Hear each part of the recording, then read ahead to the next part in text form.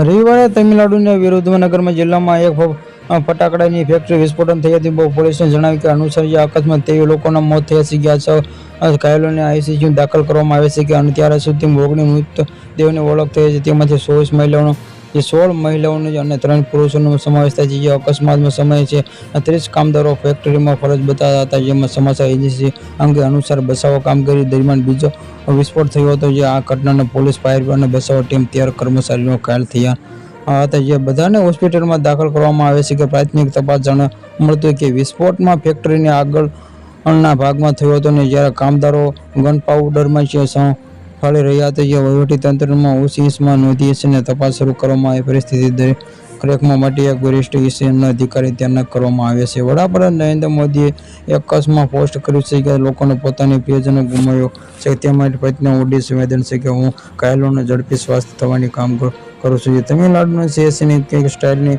X પર લખ્યું હતું કે મૃતકોના પરિવારો પ્રત્યે મારી ઊંડી સંવેદન વ્યક્ત કરું છું. મંત્રીઓને તાત્કાલિક અકસ્માત સ્થળ તરફ જવા નિવેદન આપ્યું છે. વધુમાં મેં જિલ્લા કલેક્ટર સાથે વાત કરી છે કે જરૂરી તમામ સહાય પૂરી પાડવામાં સૂચનાઓ પણ જારી કરી છે.